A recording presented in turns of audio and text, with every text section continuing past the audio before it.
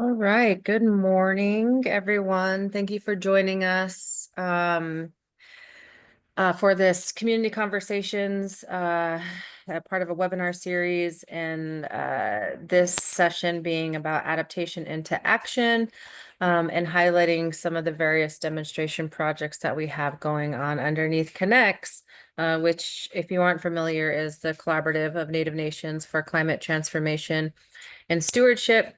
My name is Althea Walker. I am Nez Perce Hopi and Gila River and the Director of Community Resilience for the Climate Science Alliance.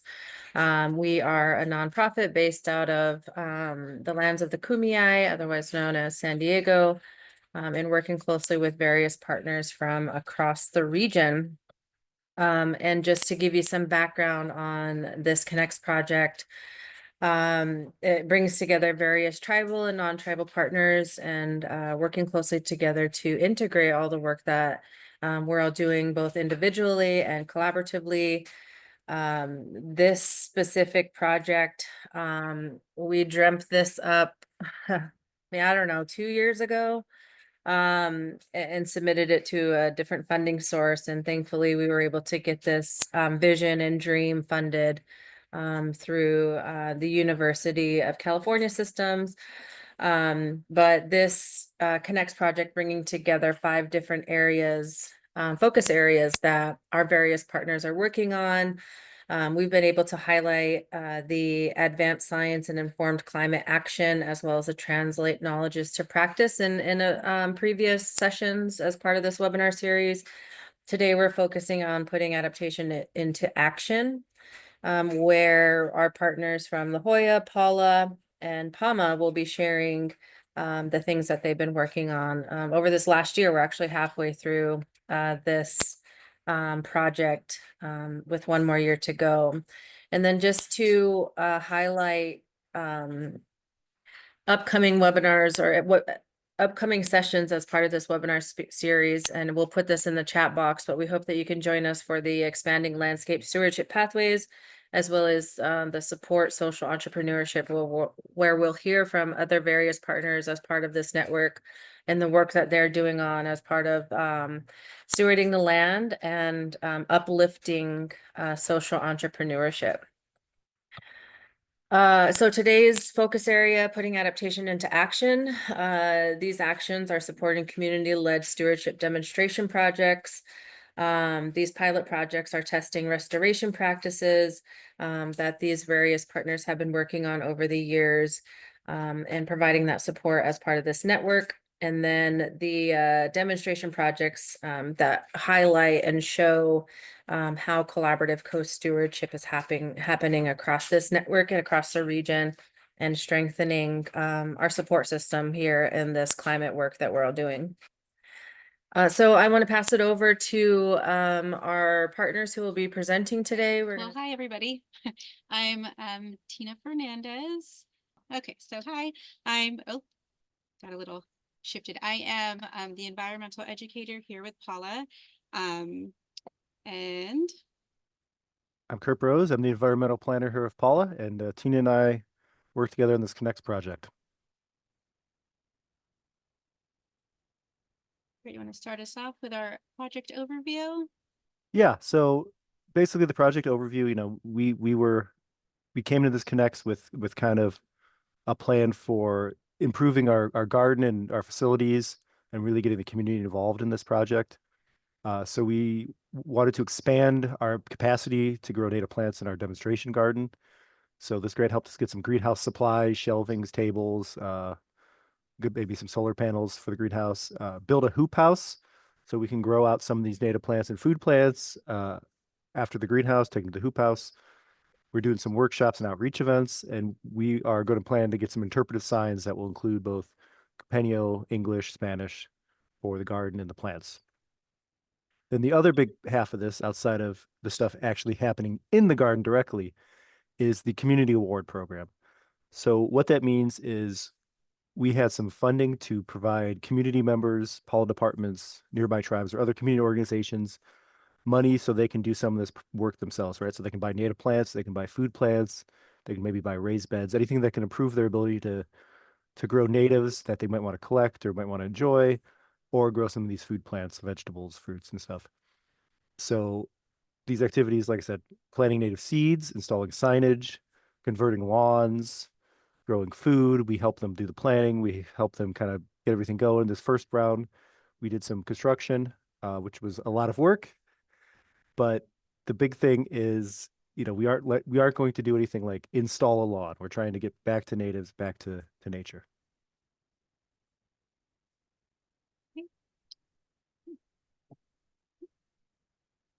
Want to continue with the greenhouse and hoop house Sure. plan? Great. Yeah. So there I am in the middle talking to some folks who came to visit our garden. So that's kind of the garden area. And to what would be in that picture, the left of us will be where the greenhouse goes. So the idea for the greenhouse, the funding for the actual greenhouse itself is coming from Fish and Wildlife, but the funding for a lot of the stuff to go into the greenhouse, shelving, equipment, is coming through this Connects grant, an award. And then the hoop house will also be part of this to help grow these plants, like I said. So we're going to have some workshop demonstrations, hands-on activities at these areas, giveaways, grow out native plants and food plants to plant in the garden, plant at restoration sites, all that fun stuff. So this is really getting it off the ground so we can really kind of focus on native plants and food plants in conjunction with all the other projects we're doing, and have a place for people to come in and maybe do some outreach and education like we're doing here in this photo, and really bring people to the garden and get people back into being interested in some of these great plants, natives, foods, organic gardening, whatever they want to do, get people more involved. Okay, and then I'm going to talk about this first round of community awards that we did. Our first opportunity to kind of advertise this and get this out to the public was through this Healthy Yard workshop that we did. The focus was on water-wise gardening and composting. And so Kurt and I had come up with kind of just some very basic rules, just like, it was kind of on a first come, first serve basis. And just kind of the funds could not go towards lawns. There were a couple people that wanted to put some lawns in, and we had to tell them no. And there was an individual that was on board when we explained the whole native plant idea, and another individual that still wanted to stick to their lawn plan. But that's how we got that going. And so this was the application process. It was a very simple application that they had to fill out, providing us with their, name, email, their address, phone number, quick summary of their project. And then if they wanted any assistance from our department with planning, site preparation, purchasing supplies, or planting. And for this first round, we told people they could use anywhere from like $100 to $2,000. And so they put that in there. And so I think everyone except for that one person that wanted to put a lawn in got approved that had applied. So that was good. So the individual projects themselves. So our first one, a lady picked out this lovely greenhouse from Costco, and our finance department was able to have it purchased and ordered and delivered straight to her home. So that worked out really great for her. The second project I want to talk about is one where they wanted plants all along their side yard, and to build a raised planter box. Is kind of this nice little dream that she had. She had a metal gate that she was going to put behind it and have plants all around this planter box for her front yard.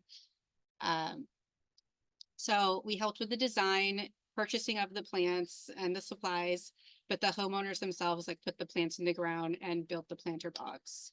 So here's the picture of her front yard on the left, and on the right you can see the side yard where they wanted to put in a bunch of plants there. And if you can see behind on the left side in the center there's a propane tank that's hidden back there. But I helped them with designing their yard. They wanted me to help with that. So this was their planter box and the center there, there's like two posts, and then their metal gate was going to go in the middle, kind of serving as like a trellis and yeah, we put plants all around. And so that was the front, and then their side yard. We talked about putting in elderberry and white sage, and that's kind of what they wanted. And then I had to look up how far away you should actually be keeping plants from the propane tanks, to make sure, you know, we were being safe there. Let's see. Oh, and then in the back corner, I forgot, in the back corner, they wanted to put in a lime tree, and then we just kind of flanked it with some white sage and some California poppies. So our third award was a hoop house that this tribal member wanted in their front yard. So we helped with the planning, purchasing of supplies, and the construction of this. It was a pretty massive undertaking for our department. So if you look right here, this is the first part where we put in, well, they called tribal services in to help them dig this massive hole. And then we put in gopher wire because they have a really big gopher issue. So we lined it with gopher wire, and then tribal services refilled that hole. So that was great that we had tribal services able to do that. And then we have our coworker Daryl here, who's actually our air quality monitor, who was very, very helpful in this project. He helped me with designing the hoop house.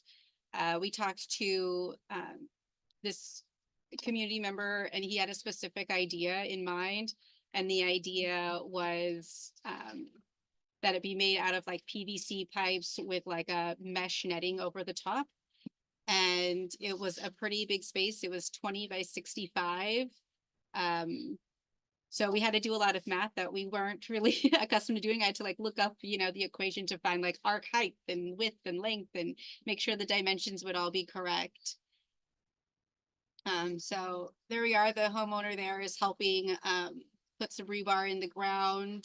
And then we put the PVC pipe over the rebar and connected all of those PVC pipes together. After that, we put that mesh lining over the top. And that is essentially the finished product there. That was a lot. And then he had sent, they don't even show up here. So he had sent me a couple of videos. I wasn't going to show them anyway because they were pretty poor quality, but he sent me a couple of videos on May 15th and June 14th, like, you know, just like, he was very proud, and he wanted to share, you know, he was proud that his kids were like taking apart and helping him plant, and that he was starting to get some produce, and he was like going to share with like family and friends and his coworkers. So that project went really well. Oh, I guess they're there. Okay, so the next one is plants that were put in the front yard of another tribal member's home. They wanted us to help with planning, ordering the plants, and planting them in the ground. So this was their yard beforehand. Didn't have a whole lot there, but at the top picture, you can see that they have some chairs and some rocks kind of in a circle. So they would put like use that as their like little fire pit area. And so they wanted to keep that there. And then they also wanted a little bit of privacy. And so we chose like some toyon that would eventually like grow up to give them a little bit more privacy. But that is the plan there. I made this whole plan, and they agreed to all of the things in the plan. They weren't very picky. She honestly said she didn't know a lot about gardening and plants, and she would kind of go with whatever I said. But her mom ended up coming out, and her aunt and her son and her brother, and everybody kind of came together to help do a lot of this. So those are the plants that we purchased, and we placed them strategically around according to the little design that I had made. And then our fuels crew also came out. They are in the picture there too, with the auger, digging those holes up for us so that way we can more easily plant into the ground there. And that's the tribal member's mom, and she was very, very helpful during this process. So that's them 6 months later in the ground. Some have lived, some haven't lived. But they added these posts you see in the bottom left there. They added some posts with some lights, and so they're like utilizing the space, which is really nice to see. And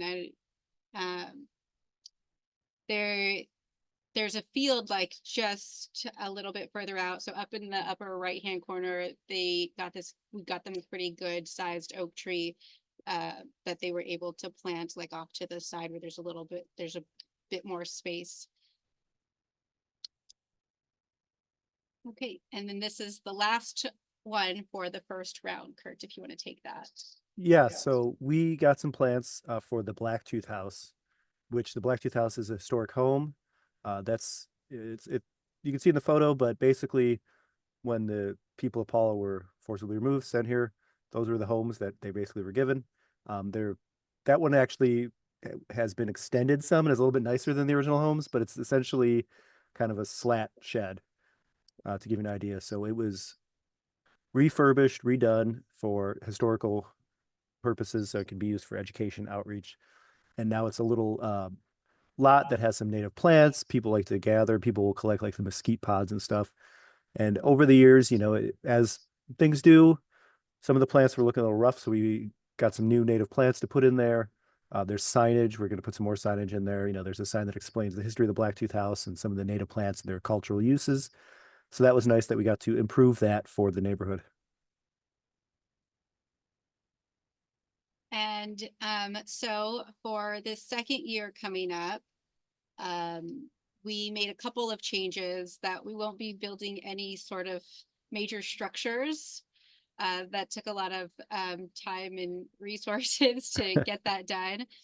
And then we are offering less money this time around, so that way we can allow for more individuals like the opportunity to participate.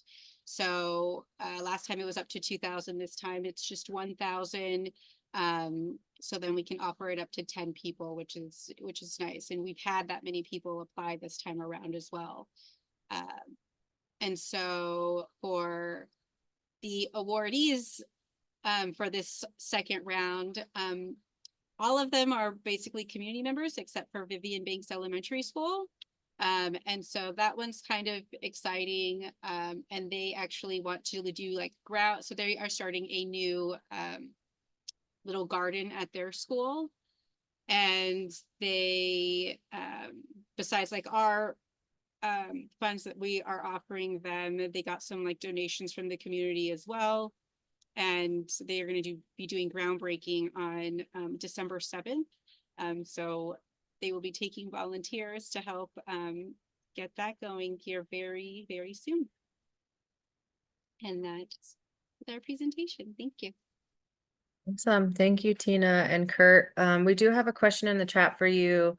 How will you continue to support awardees in keeping their gardens healthy and thriving? Well, I mean, Tina's in constant contact with everybody that's been awarded, which is great. She's great at keeping up and talking to everybody. But one of the goals too, of course, with the greenhouse and the hoop house is that we'll be able to continually provide native plants and food plant starts and things to the community. And we do quite a bit of outreach internally and externally, social media.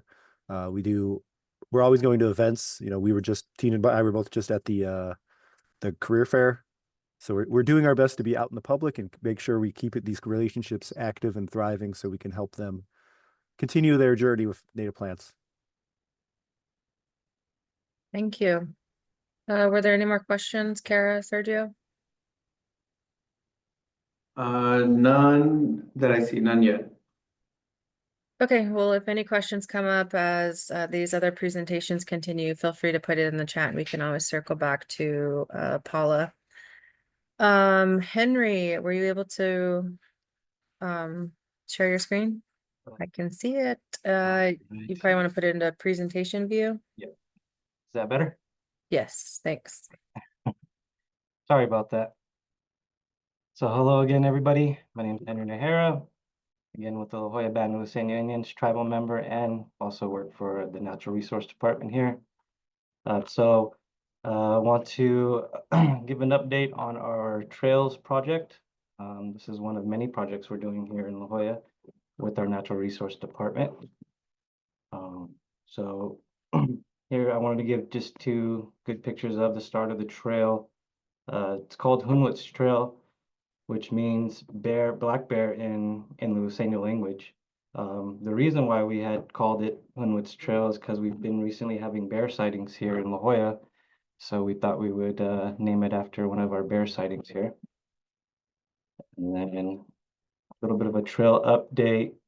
Want to do some key points is how when we started, we did a walkthrough with some flagging, see what we liked, how the layout looked, mapped it with Venza, see how long it was, kind of getting a good feel for it to see, if we were like it, and then if our community or whoever would want to come out and, use the trail. So after establishing the the flagging and mapping, we wanted to make sure it was around no tribal sensitive sites. I work close with our TIPO here, so we made sure that there wasn't anything in the area that we were going to be going through, or if there was something really close to, maybe we would probably possibly use just hand tools only, not a lot of digging. Making sure that we did have the right equipment that we wanted to use to not disturb the land too much. We have a lot of native plants here. And then also it is kind of close to our cultural burn site that we had a couple months back as well. And then also I wanted to put out, we made sure we had our tribal monitoring on staff, even though there wasn't any sensitive sites that we had known. We wanted to make sure that we were being extra cautious and had our tribal monitors out as well. And then so I wanted to show the trail is a little over a half-mile long, but it loops around. So if you were to loop around and finish it all the way from start to finish, it ends up being about a mile. We made it the second half of the trail handicap accessible. So there are 3 entry points, especially for an emergency access as well. We made sure that the top half was very handicap accessible for people to still enjoy the views, scenery, things like that, that most of the time hiking trails don't really consider. Then we're going to add a type 2 base dirt to make sure the soil is compacted. It's really good for walking or, having a wheelchair accessible. And then a lot of the trees in the area that we have been downing for our GSOB research, we're reusing them to outline the trail as well. So that kind of serves a good purpose as well. And then we're going to have trail signage on the trail as well, showing the name of the trail. And then what we did on the signage is that we wanted to show the native plants in the area that we still use today in La Jolla as our cultural practices. So, plants that we use, a lot of the public, because it is in our campground area, so a lot of outside public comes in, and we want to show them things that we still do, things that we like to still practice and things like that. So they get a great in detail in Luiseno and then explained in English so they know what exactly it is and what we do with it. And then so for the posts that we do to hold up these plaques, we recently have a mill, and so we reuse down trees as well to mill and use as posts as well for the location. So it's pretty great. I think it's really, really useful, and it was great experience as well. And then doing these signages as well, we collaborated with our cultural department and TIPO. also with Connects and Climate Science Alliance helping me along the way as well. And then also a lot of all of the pictures actually on the plaques are pictures from our native plants themselves. They weren't like used from the internet or anything like that. We went out and took these pictures here in La Jolla. And then I just wanted to show where the destination, if you wanted to just finish it and not loop around, where it's at. It's in our campground. I think it's a great place that we picked it because it goes to our splash pad, pool in the campground, the volleyball courts, and stuff like that, playground. And then we have part of the project that we're doing here on the left picture is we're doing Quichua inspired cabins, and Quichuas were our traditional homes that we used to live in. There are 3 different types, but we're just basing it off of our main one we like to use here. And so they're going to be poured with concrete, but we're doing a lot of the material inside of reuse of our down trees, milling tables, countertops, and then they'll just get an all-around great experience, I think. Staying in them and just kind of experienced a traditional home, somewhat inspired. And then for like intertribal collaboration, we do a lot of outreach and networking with tribes. And I want to point out that with Connects and Climate Science Alliance took it a whole step more to me, like, collaborating with them and going to a lot of different outreach programs or different, things that we collaborating, going out to San Diego, things like that. I meet a lot of great people and get to network with them and collaborate with them. And then just within Paula and Palma itself, getting to, visit their nursery or go to the top of Palomar with Cliff. That's, given me some great ideas to help with my community itself as well. And so here on these pictures, we just did a tree planting day and had San Isabel come out, come check us out. They are starting their nursery. They wanted to see our greenhouse, things that I do with it, the type of plants that I have in there, and then how we do it as well, different materials that we use as well. And then so we brought them out and then had our kids come out and volunteer groups come out. And it was a great experience. The kids really liked it. I was really surprised how intrigued they were and how much they really cared about the trees. So I'm glad that they enjoyed it. And then we have another 2 planned events coming up that they really liked it. It was a big hit, so it was great. But also with the collaborations, either helping the other tribes or getting assistance from other tribes is always great. And then we also host a lot of trainings here to get outreach, whether it's for fire suppression, fire training, safety, things like that. And yeah, that was my update on our trail projects. Henry Nahara, I have my email and phone number here as well if anybody would like to reach out or need assistance or have any other questions that maybe you don't want to ask me on here or something. But yeah, so thank you guys. Thank you, Henry. We do have one question for you. Alrighty. How many people do you think will use the trail and access the signs? Will the trail be open year round? So yeah, so the trail is in our campground. So our campground is open year round. It's mostly packed during the summertime, and depending on like certain holidays, they get so packed they have to shut it down and can't let any more people come in because how popular our campground is. There's a running river they like to tube down and stuff like that. So it'll be used quite often, but which is great so they can see some of the stuff that we have there and some of our medicine that we use, things like that, and our plant uses. But also that the 24 or 7 days a week crew that works for the campground, they'll still be monitoring it, keeping it clean, things like that to make sure that everything's still intact and surviving or just misused, I guess I would say. So, yeah. Thank you. Do we have any more questions for Henry? No more questions for Henry.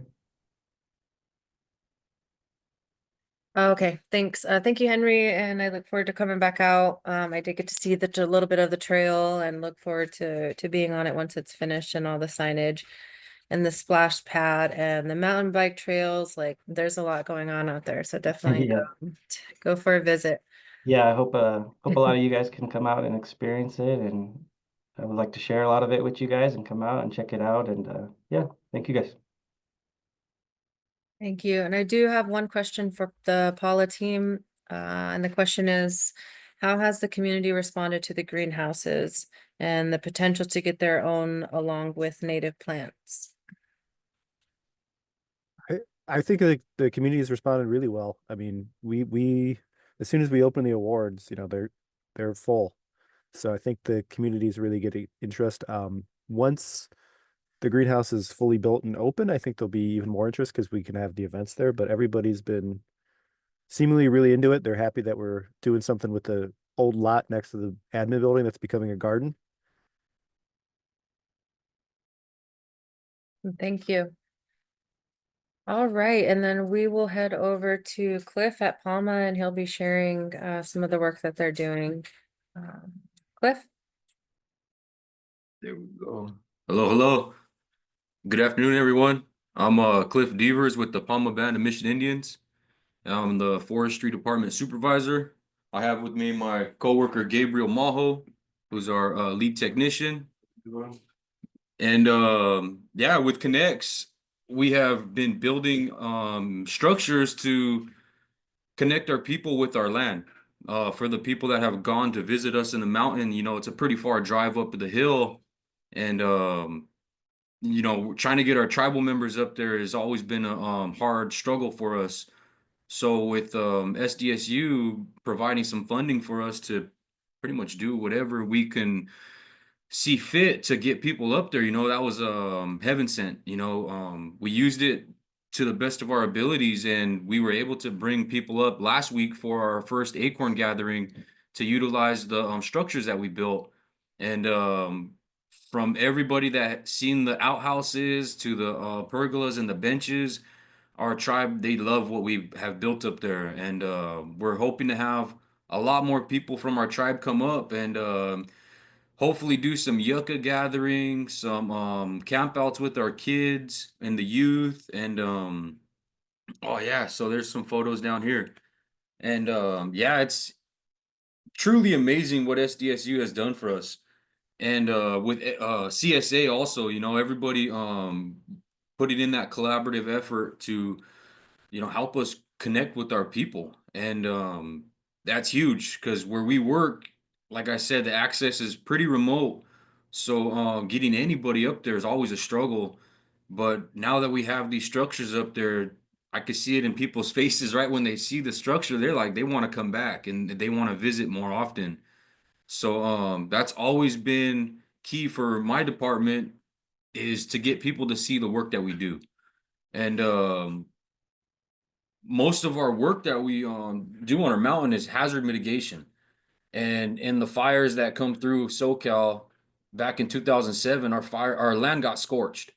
And we're struggling, and it's kind of coming along pretty good. Actually, we're continuing to help our forest have a chance in this next fire because it's not a matter of if we get another fire, it's always when is that next fire coming. And as you can see right here in those pictures, the forest is pretty dense in the back, really young, and it's right at the summit. So whenever we get fires, the majority of our land is going to burn in those washes and ravines, and we're trying to protect the summit so it can reseed naturally our mountain after the fires. And if I'm able to share my screen right now, I have some photos that I was able to get a hold of. Let me see if it'll work. No. Oh yeah. Let me see if you guys can see this. Can you see my photos? Yes. All right. So all of our wood that we harvested for our structures, it came from our mountain. So as we were cutting down our cedars, pines, and oak trees, you know, we were having to harvest the wood, and it's it was really interesting to do this. We've never really harvested wood before. You usually just fall it, chop it up, and bring it down for firewood. So this was a whole nother ball game for us, and it went smooth, especially with the funding. That's where we usually get stuck at, is funding. And like I said, having SDSU come through with some vital funds that we've never dreamt of doing this type of work, it really took our department to the next level. And we're still gonna we have a meeting today with Lumber Cycle, who has a sawmill, and we're hopefully gonna jump in that game also. So San Diego SDSU brought so many different venues of where we can branch off to in our work. And there's nothing funner than falling trees. Sorry to get off subject, but this is Allison. She got to fall her first tree right here, and it was a pretty good sized cedar. And you know, that was our team building. We got to bring her up. This was her first year on the crew, and she jumps right in. No fear of falling 90, 100-foot tree. I think that's about 32 inches in diameter, and that's a pretty big one. But she did it with confidence, and you know, we brought it right here to this sawmill, and everything that we did as a team.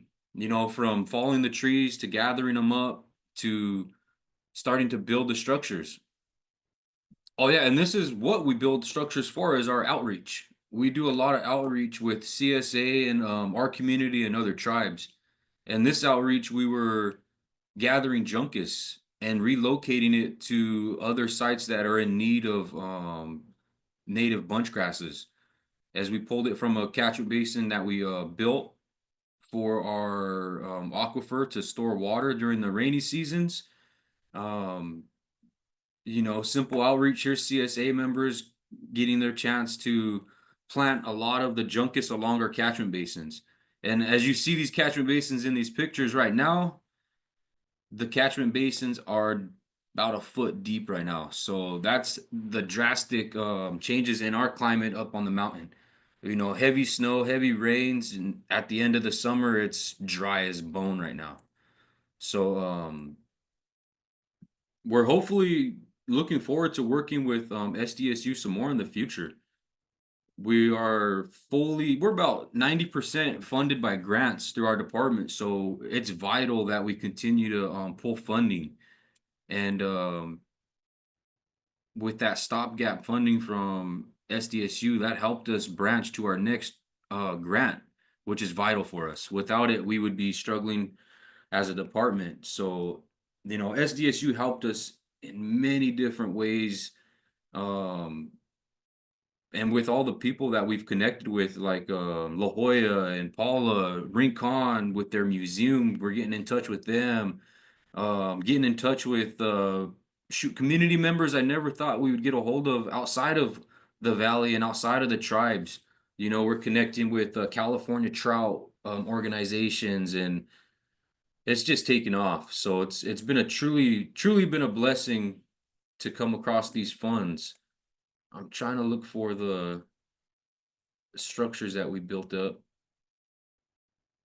Oh yeah, one thing too that we didn't realize was how much scrap wood there is going to be from the structures. You go to a lumber yard and you just see a bunch of wood there. You never think about how much scraps there are from every little pile. But this is our forest. This is a lot of work that we put into it right here. This is the Picnic Flats is what we call it. It's right on our boundary with Palomar State Parks, and we've put so much money into this one hillside, and it's finally starting to look the way we want it to look, with the ferns growing, with the hillside not full of ceanothus, and the spacing between the trees. There's so much that we can teach and that we could show other communities and tribes, give them a little bit of our knowledge that we've gained through trial and error through our outreach. And you can see our burn piles on the hills. It's been a really fun year. I think we had 2 events. We brought CSA and SDSU members up, and it's never ending. see if you could see yourself in the picture. And yeah, so let me find, whoa, too loud. I know we have somewhere. Oh, here we go. We started to build, and this is a perfect example of what we were doing up there. Not only were we building structures, but we're building that camaraderie as a crew, working with different agencies, different departments, different organizations. And Tom, I'm not sure if he's on, but he's a great man and he helped us so much with what we've done. And he's continuing to provide us with resources. And that's SDSU right there, hooking us up with Tom was another vital lifeline for us as he's bringing in more grants. And there's our crew, Big Al, she's always putting in hard work up there. And yeah, most of our work though, like I said, is just getting connected with our community. And we're trying to protect the land, yes, but we want our community up there. I know Big Al put in some acorn gathering. Oh, here we go. So those are the structures that we made for little campouts. Anything we can do to try to get the community up there, we really utilized those funds this year for that. So you're kind of touching on a question that's in the chat box right now, Cliff. The person says, it's really amazing that you're able to harvest all the wood on site for these structures. How do you envision sharing the structures with the community? And how have you shared your projects with the community? Your projects progress with the community. The way we share is we're opening it up for community events. Like I mentioned, the acorn gathering. And we're gonna have some other yucca gathering events and little campouts with our JOM, the Johnson O'Malley programs. And we open it up. The tribal members, I send my phone number out there with our newsletters, and that's how we keep them up to date on the progress is through our newsletters. And they're simple 5-6 page newsletters that are just like they're fun for the community. They're fun for us. We have fun with them. And we just show them the progress through that. We give them our information if they want to contact us so they can get the combinations to come up the mountain. And we hardly ever have any visitors, but like I said, as they start seeing what we're building, more and more people are requesting the combinations to come up and to visit. It even for myself, when I come up with my family, it's far and few times in between because it's just the drive. It's so far away. It's always a blessing though when you do come up. And we bring up the kids. Here they are gathering a lot of the acorn. So we set up the structure and then we just put it out there saying, "Hey, we're gonna go gather acorn. The time is right. Acorns are on the ground. Everybody welcome." And we don't get mass amounts of people, but we get enough for what we do. And I think we had 30 people come up this time. So those are always good. That's a lot of people compared to our usual 4 or 5 visitors every once in a while. And they got some pretty cool tools. They have a little golf ball type roller upper and it just picks up all the acorn. We don't do it that way, but this kid did. He said, "I'm done kneeling and sitting on my butt. I'm gonna roll this thing." And yeah, just we got the little kids. They were gathering acorns, they were having fun, looking for the interior live oak acorn caps. And they're a lot bigger than our black oak, and they're more for ornamentals and for like games. So a few of the kids were gathering those up to share with their school. And yeah, we had a really good time. Came up, had a little picnic. Everybody just hang out, gathering through all the grasses. Oh, here's our yield. And this fed the whole tribe for 2 days. Hey, just kidding. But yeah, that's what we're going for, getting that, oh yes, getting that bond with people, just sit around the table, enjoy each other's company, and we're hopefully gonna have another event soon. I know the yucca comes up around April, May, we want to do something there. We're hopefully planning a camp out or maybe a snow trip up here when the time is right. But that's the biggest thing is getting the funding to do all this. And where I seen one. Oh, here we go. So here's a view or a picture of our deck. We got our fire pit for the barbecue, the table. You know, when people see this site, they're already asking, can we come up and camp? I say yeah, but it gets really it's pretty rough camping up there. But a day camp is always the best. Just go up for the day and enjoy it. And hopefully people utilize it. You know, because there's nothing like getting out into the outdoors and connecting. Actually, one of our tribal members was gathering medicine. You know, as we were gathering acorns, she was doing what I'm hoping more people will do is not only for what we have planned, but they will come up for what they want to come up for. And that's really key here, you know, to open it up and maybe people will request that we you know, gather more sage or work on the deer grasses and the juncus a lot more. And that's pretty much the key to everything is hearing the feedback because we're just providing them with the resource and they're providing us with feedback on what they want as a community. We had a couple elders up here, hadn't been up on the mountain in 20 years. And to see it the way it is now as it's open and you can walk through, our elder was very, very thankful of the work that we do. You know, when he first came up or when he last came up 20 years ago, you couldn't even walk through anywhere. It was all brush, ceanothus. It was more of a chaparral forest than a pine and oak conifer forest. So he was very, very glad for what we're doing for the land. And you know, we just bring them up, have a good time, gather, and cook some food for everybody. You know, so that's our way of showing thanks. Oh, look at that carne on the grill. Can't go wrong in the mountain, huh?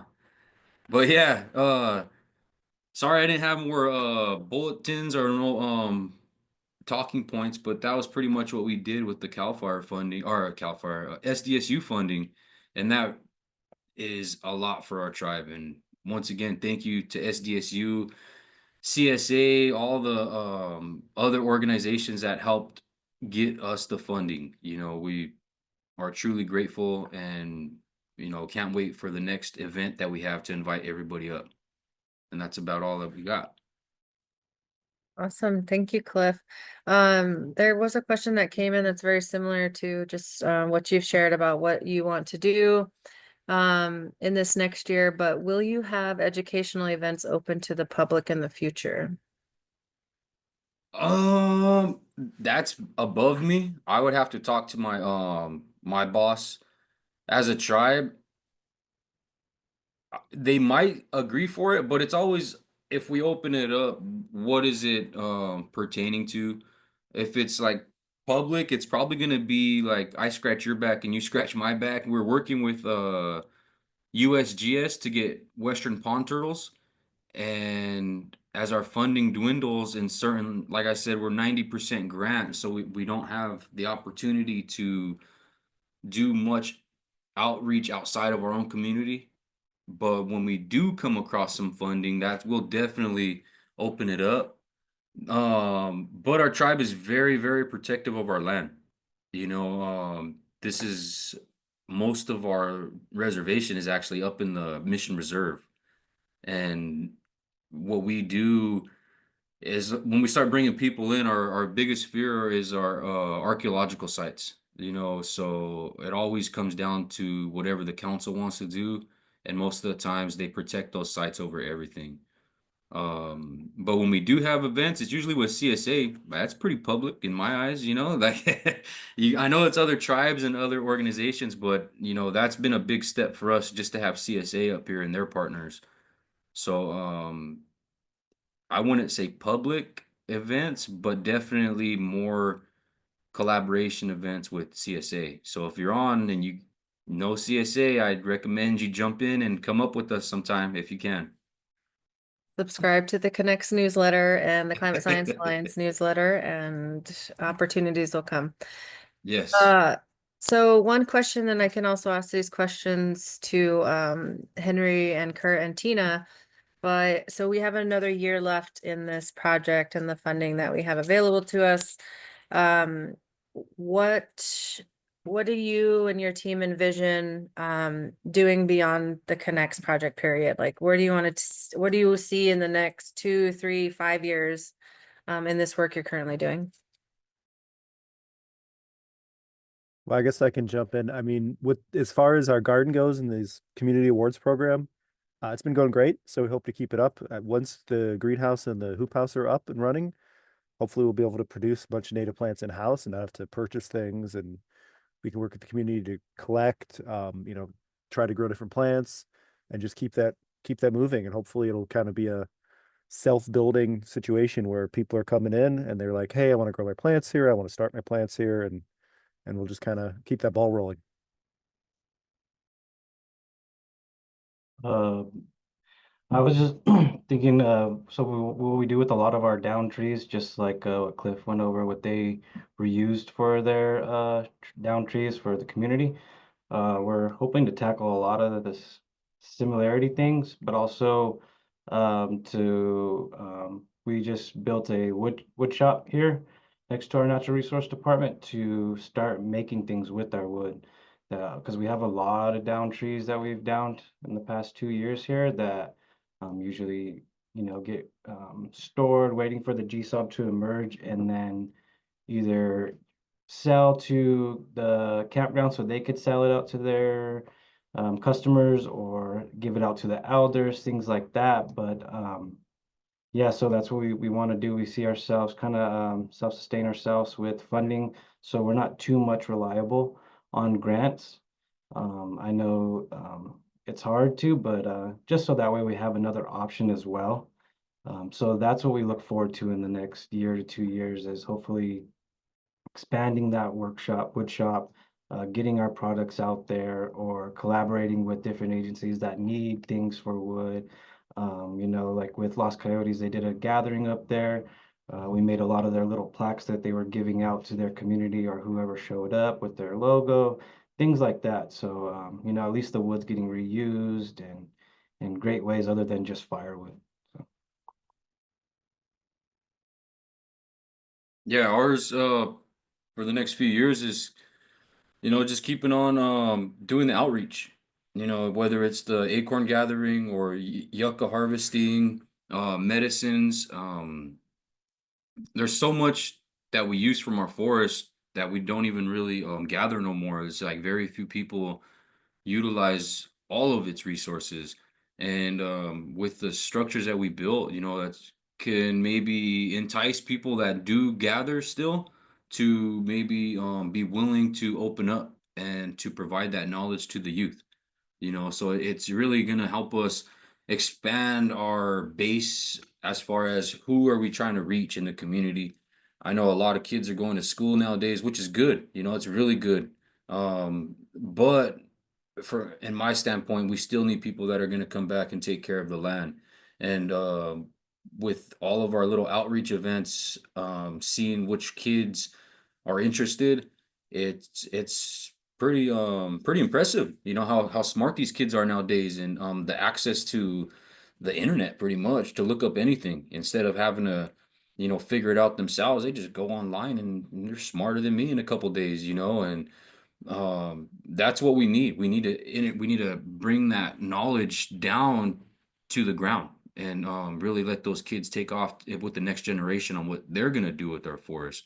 But in 5 years, I still see us getting down with the hazard mitigation reductions in the fuels, and it's just there's so much to do up there, and we're going to continue to work with other tribes. That's the biggest thing, is to continue to collaborate and just get it going as a group. Hopefully we're burning with Bahoya, with Paula, with whoever can come up, Viejas, all the other tribes. That's my main goal in the next 5 years, is to put fire on the ground and, give us a chance to protect our lands. Awesome, thank you.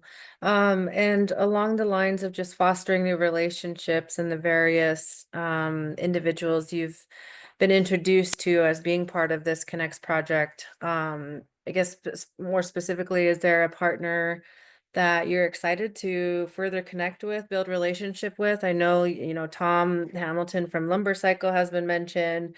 I know there's been visits to the reserve sites and just the various universities that are part of this network. But is there a specific partner that you're looking forward to further connecting with in this next year and beyond?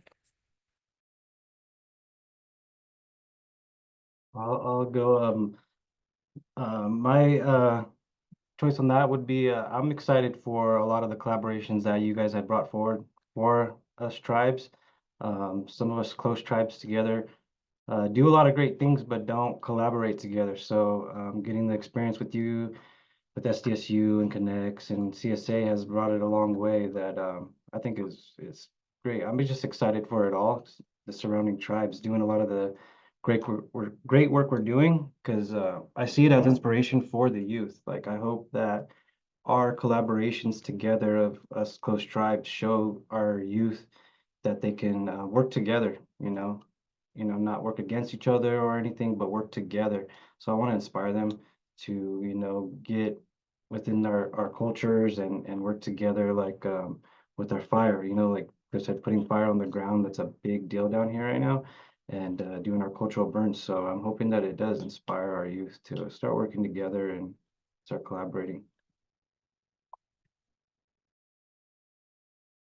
Yeah, I'll mention there's tons of great collaboration coming up between all the tribes and with the tribes, and you mentioned cultural burning. But one of the ones in the immediate future that I'm kind of excited for is I'm working with SDSU to look at some of our acorns that seem to be getting some kind of disease. So it's like these little things that, none of the tribes have the ability to do that kind of research in house when you need something like that. So it's great to be able to connect and call somebody and say, hey, our oaks are sick. Can you help us out? Just those little connections are great.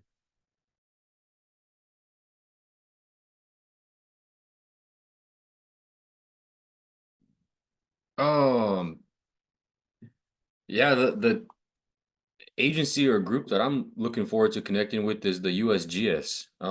They have a lot of endangered species or amphibians, I believe, because we're looking for the western pond turtle. Hopefully, our habitat's good enough for them. But if we can't get a hold of those little guys, they are mentioning the yellow-legged and the red-legged frogs. And just getting our land prepared for ourselves, it's actually opening up the door for the animals also. And we are visitors to their land and their home, so we just want to make sure that they have a spot. And for those animals that are going endangered, that are struggling in other locations, we want to open up some of our areas like our catchment basins or our meadows for the plants and animals that need a spot. So that's what I'm looking forward to in the next couple years, is to really provide a location for the animals that need an opportunity. And yeah, that's what we're looking forward to.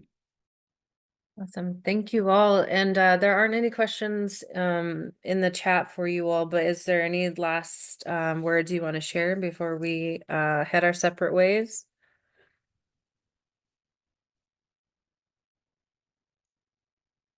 Yeah. It's like sorry. No, you're good. I just want to say thank you again, to SDSU, to CSA for. I remember when Althea, you specifically asked us, are we interested in this funding? And we asked, well, okay, how long do we have? And you're like, it's due tomorrow, I believe it was, or the next day. And we kind of thought, wow, oh well, let's see what we can do. And we did what we can do, and then you came back and said the funding was there. And that's incredible for grant writers and anybody that works on grants or works off of grants, so that turnaround was amazing, and that really helped us, like I said, bridge that gap from one grant to our next. And thank you from the bottom of my heart in Palma. And nowhere did I imagine it was gonna be a type of project that it was, like, here's some money, do what you think you can do for your community. And it was like, wow, it was amazing. And with SDSU, thank you very much for providing us with that funding. You know, we're always available for research. I know Megan Jennings was interested in our possible spotted owl population, and you know, we're open to collaborating for whatever it may be that we can help, you know, and that's all that we want to do is help right now. You know, help ourselves, help other communities. Um, we, like Henry was saying, we can't keep trying to do everything on our own. You know, we really need to start branching out and giving other people the help that we may have a specialty in, and then using other people's specialties where we're lacking in that area. So thank you very much to all the individuals that do the admin work. You know, that's something that's hard to come by on the reservations, you know, and for Althea, Sergio, everybody, Diane, everybody that with CSA that does their part in the admin, thank you very much. You guys are the ones that keep us going. So and that's what I really want to say thank you for. Thank you, Cliff. Henry or Kurt, any last words you want to share? Wanted to say thank you again. Yeah, thank you guys all. Thank everybody who's joining to come see the projects and maybe get ideas or outreach support, anything like that from any of us. Also, you know, thank you CSA and Connects, SDSU. Like Kurt was saying, you know, having the ability to be able to have some of these agencies to call up when we don't have the things necessarily that the tribe, you know, can't fund with or anything like that. So yeah, thank you guys. Really appreciate it. Yeah, thank you. It's always great anytime we can bring some money and help the community. So it's been a good experience.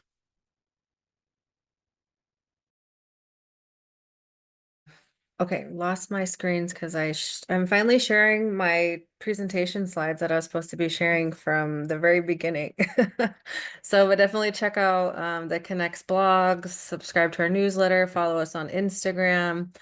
There's definitely a lot going on. You'll continue to learn about the projects that Cliff, Henry, and Kurt are working on, but also there's other various projects going on. And definitely come and join us on December 3rd and January 7th to hear from more of the partners in the Connects Network and what they're doing in regards to land stewardship, and then creating those social entrepreneur ship opportunities for these various communities and individuals who are part of this network.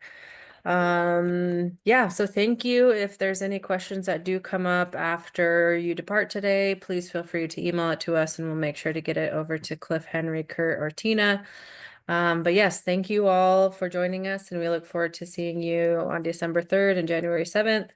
And yes, thank you to Cliff, Henry, Kurt, and Tina, and sharing your time with us.